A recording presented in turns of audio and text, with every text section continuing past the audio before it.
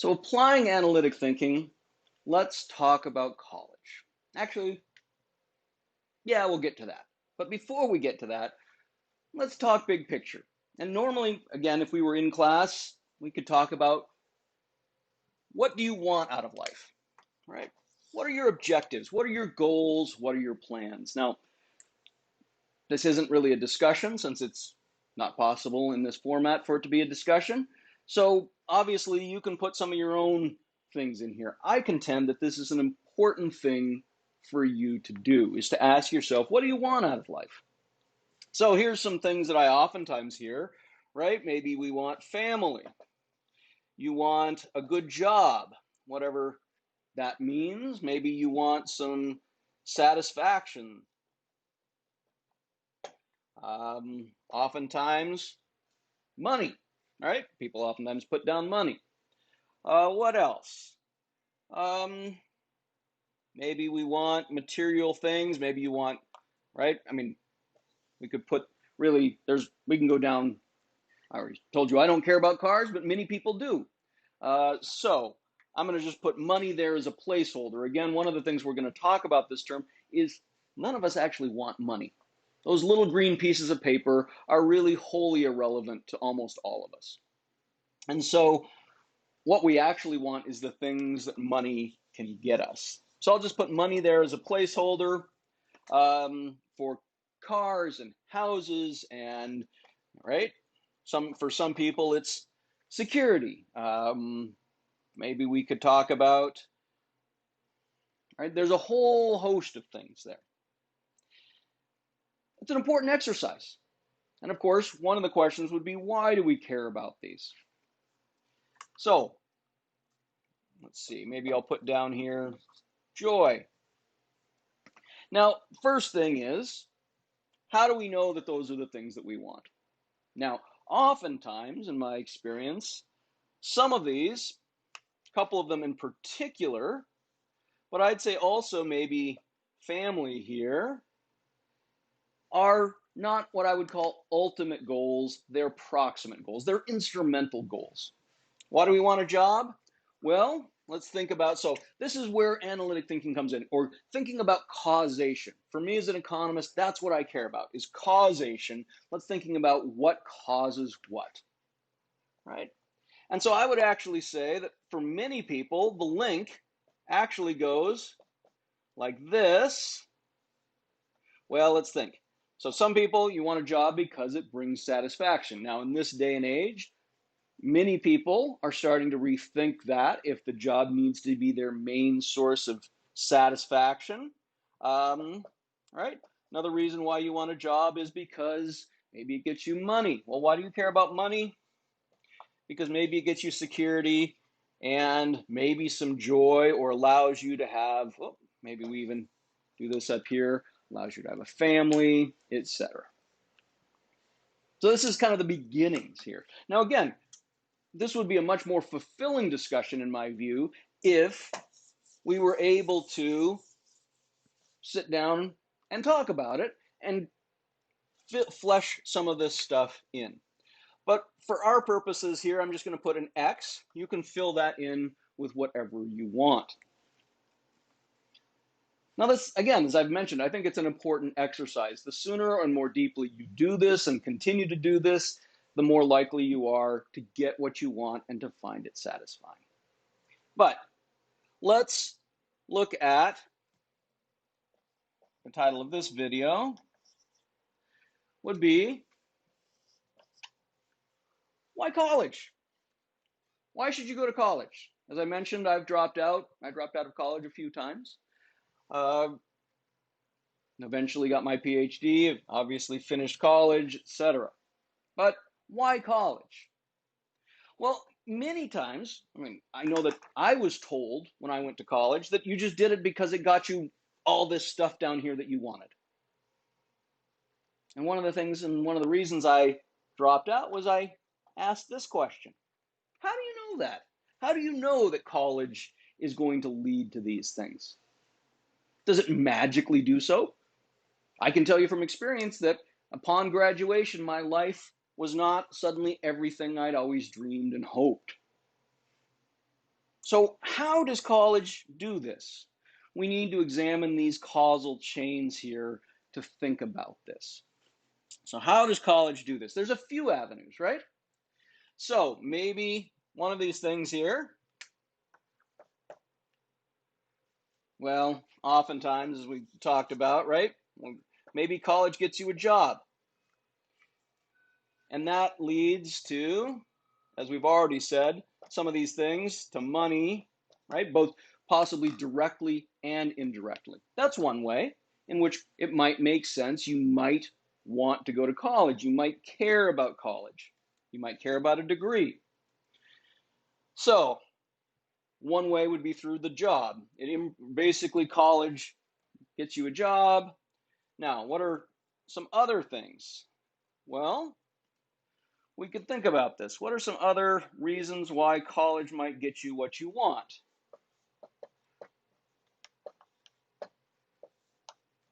Right? One way is people make friends in college. Which is fulfilling and ties into all of this stuff down here at the right-hand side of the board. We can also put partying in here, right? MSUB is known as a particularly partying school. I don't think so, right? But that's a possibility. What else? Information, right? Learning. That often, I do believe, I have found that deeply satisfying. Knowing things, learning things, tackling problems and puzzles with my mind can be very satisfying. So that's another thing here. Again, we could try and come up with some others. I'm not sure that this is probably what most of you are sitting there saying right now as you look at your screens. Maybe you just enjoy college as a consumption activity. And this is, I've had students for whom that fit. One of my students in Iraq, he and his family's business that he ran with his brother had, I don't know, something like $11 billion in annual turnover. And this was an excuse for him college was an excuse, our classes were an excuse for him to get out of the office and sit in classes with people where he wasn't having to run a corporation. So for Saad and some others, it might have been kind of fun. But I suspect that for most of you, that's not entirely true. So let's think about now, again, one of the other things, we haven't even really defined what economics is, but analytic thinking here. So all of these things here, the job that gets you, right, maybe some more security, maybe some fulfillment because of what you're able to do, creating value for society, maybe because of the money, maybe because of all of these things. All of these things here are going to be what we call benefits. So they're the benefit of college. And they're greater than zero. Now, one of the principles here is that you want to engage in behavior as long as the benefit is greater than or equal to the cost, but not less. Now, we're going to have to build a language here. We're going to have to build a set of modules, a set of tools. So cost, you think you know a lot about cost here, and you might. But most people discover when we start talking about this and digging in that it's a concept that we need to define a little bit better. Now, benefit, we don't really need to define that too clearly. But my point here at this stage is simply that all of this stuff here is the benefit of college. There's also the cost of college. So let's think about, I'm sure you're probably fairly aware of the cost of college. We'll come back to this. I wish I had a larger board, but we'll have to come back to this. So let's think about,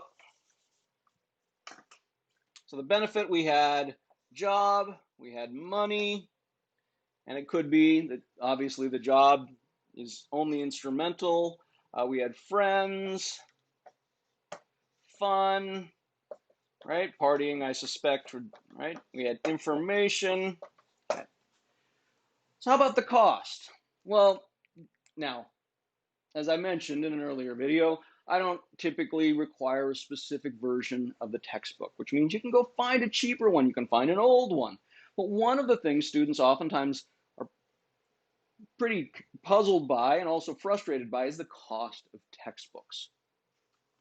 So maybe put here, and the question would be, what's the cost of your textbooks? I'm guessing that textbooks and other materials range somewhere between $500 and $1,000 a semester. Let's just put $1,000 for the year, okay?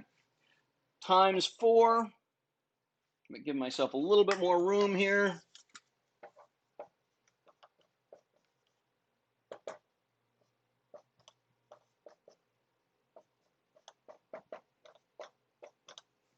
$4,000 across, assuming you graduate in 4 years. Now again, many students don't. Many students take longer, either because they sort of went part-time, although then this cost should be roughly the same, or because they failed some classes, or because they decided to take additional classes, etc.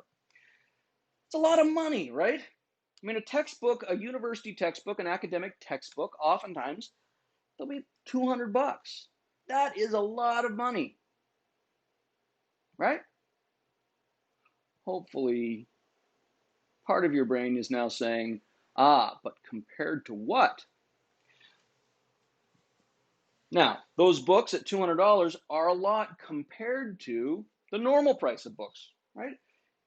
It's very hard to even go on Amazon and find a $200 mass market book, or even a specialist book.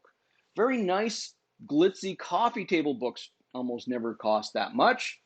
I'm not sure. Maybe you can find some, but I don't, right? Most of us don't spend $200 on a book. And so compared to books generally, textbooks are very expensive. However, let's compare it to tuition, right? It's expensive. Again, it depends on whether you're in state or out of state.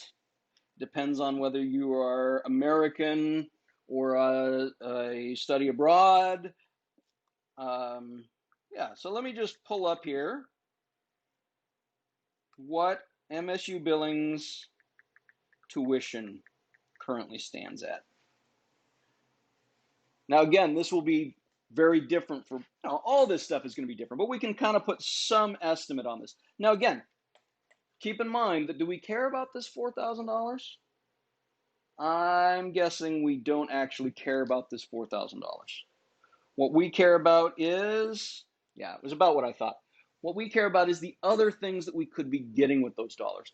Turns out dollars are a nice way to measure things, but we don't actually care about the dollars. So we're looking at 6,000. That's MSUB's estimate. Might be higher, might be lower.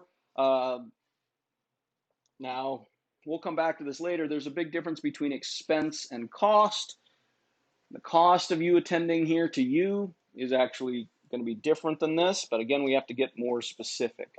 Now, again, let's assume you make it through in 4 years. Not saying that you should, not saying that you have to, but let's just follow the official prescribed plan of study where everything goes seamlessly and that system works for you.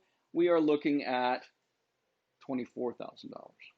So compared to tuition, the cost of textbooks, it's almost insignificant, right? Of course, compared to normal books, textbooks are ridiculous.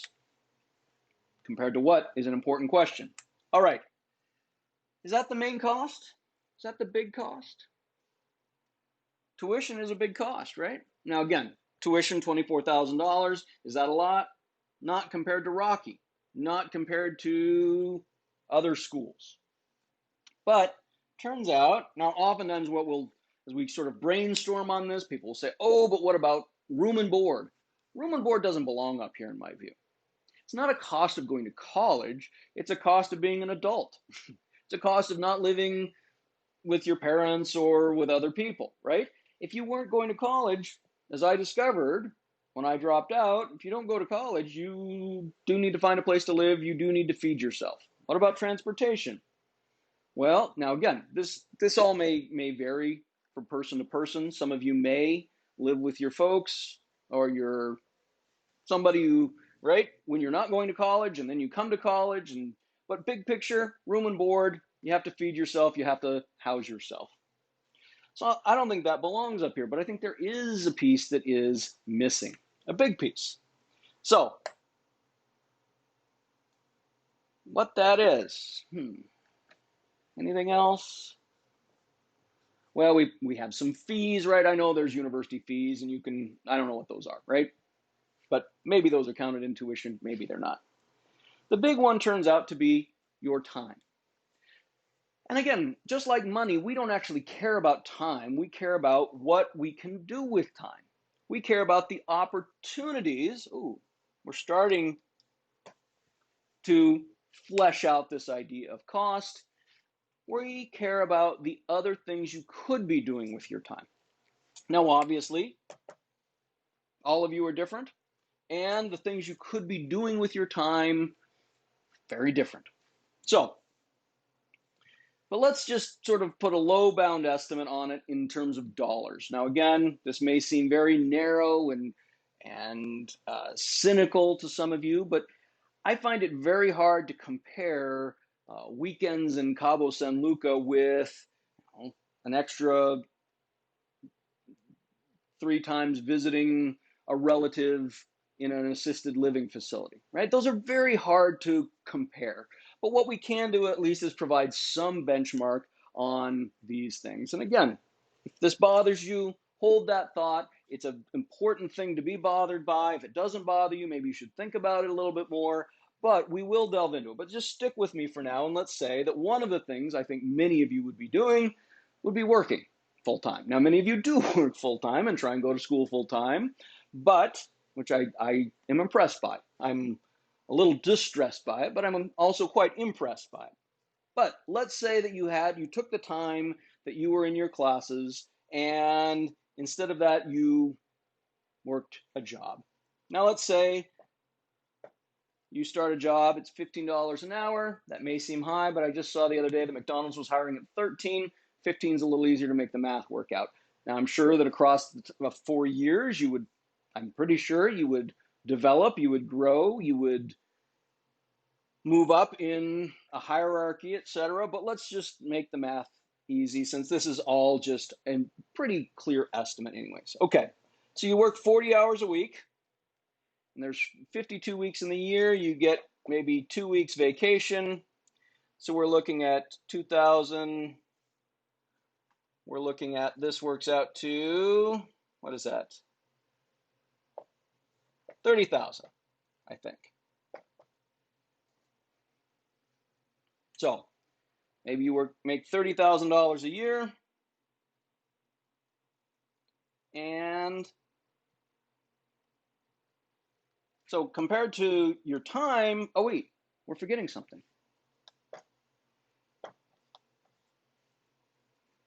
We're looking at $120,000 across 4 years, if I did my math right.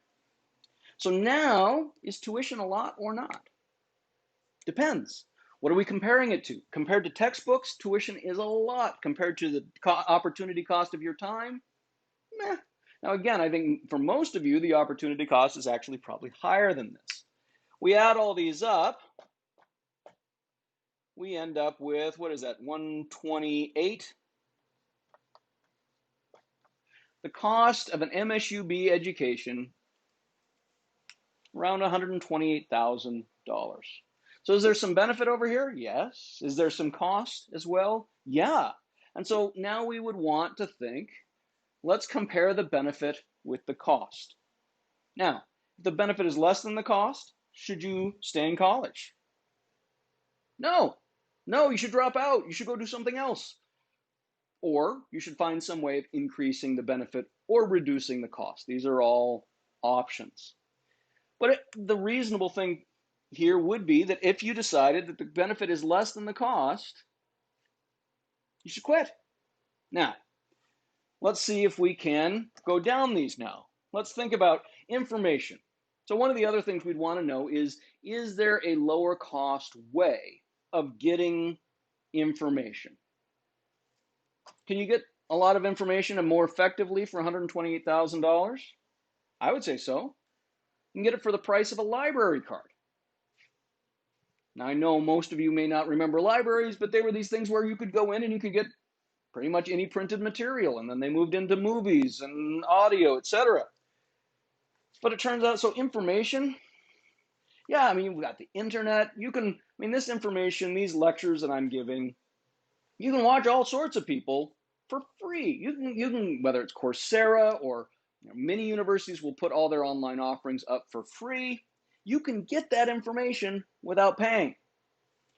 So is information a good enough reason to go to college? I'd argue that no, that's not enough of a reason. Now, it's not to say I don't value information and learning. I do immensely. But, right, you could also, one of the best education tools, if you're intellectually curious, would be a subscription to something like The Economist magazine. It's a British weekly news publication, or you could pick the New York Times or the Wall Street Journal or the Billings Gazette or whatever, right? But you subscribe and you read those publications cover to cover. I personally find The Economist to have really good reporting, and it's once a week instead of every day, which means I can reasonably get through most of it every week.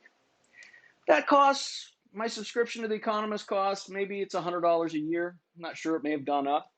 For students, it's almost free, right?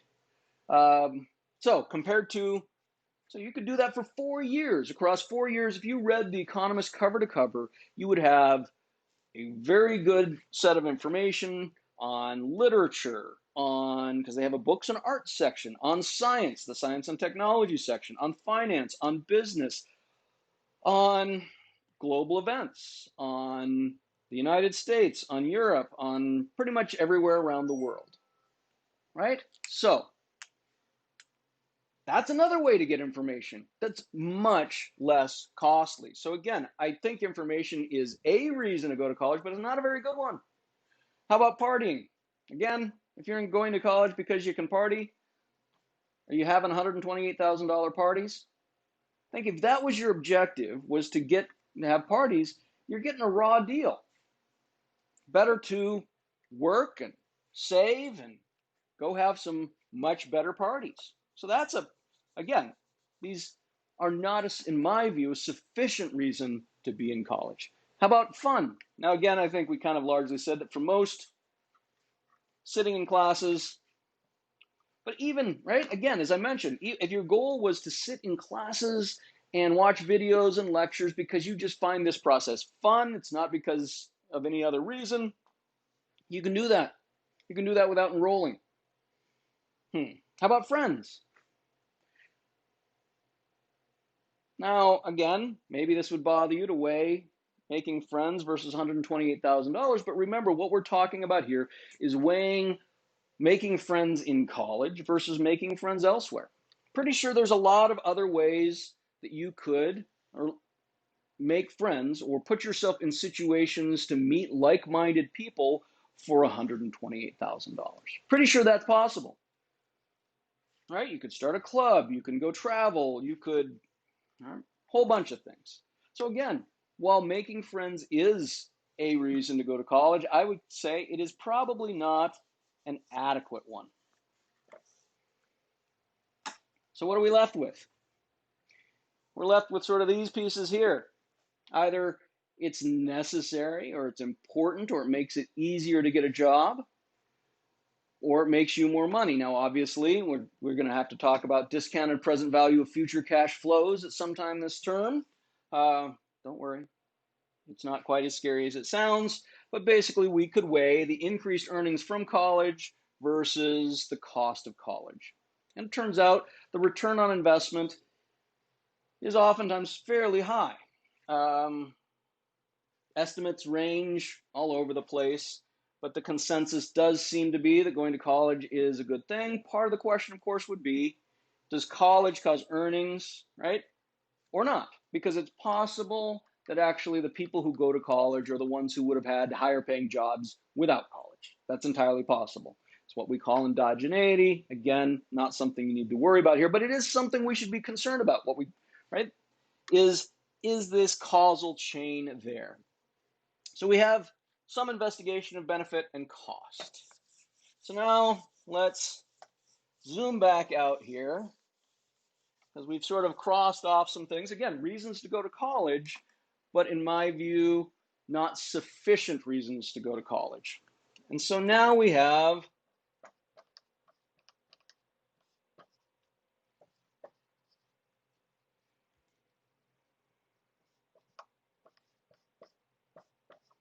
I'll just investigate this one here, right?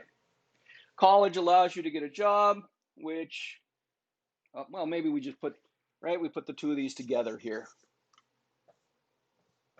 A higher paying job. So more college leads to more of that, and let's assume that this is associated. Again, it's an important thing. I can't answer this causal link there for you. I certainly have discovered that there's what we can call later on, we'll dig into this, diminishing marginal utility, diminishing marginal returns to income, right? There's this work-life balance thing that people try and investigate and trade off, right? So this isn't 100% there. But again, since we can't do this in a live discussion setting, let's just look at this causal link and assume that you've established that these things here will come. So here would be the question. Why does college increase your earnings? Why does it make it possible for you to have a better job? Are employers just obligated legally to pay you more if you have a college degree? Right? It's the college degree, it's a stamp on your forehead that now it's this magic, we wave the wand and now you're going to make more money, right? If that's true, so if this causal link doesn't bear investigation, then you know what? All the exams and stuff are really irresponsible on the part of faculty and the administration, right? Because if college just magically does this, what we need to do is just give everybody an A for all their classes, and then we can cut down all that cost, and they'll all make this extra money, and they'll all be, I think we kind of, when we think about that, we realize that can't be right. I mean, if that is right, then all of us faculty are just jerks for actually, and this is a terrible waste of time and energy. We're being irresponsible. We're maybe despots, right? So the question would be, now I don't think that's true. Obviously, there may be some. You may consider me among them by the end of the semester. We'll see, or by the end of the term. But the question would be why? In order for this to make sense, college has to somehow do something for this. Now let's think about what that thing is. Now, some of you have probably worked jobs. Some of you may have even employed people. Some of you, your parents or extended family or spouse or sibling or significant other may run a business.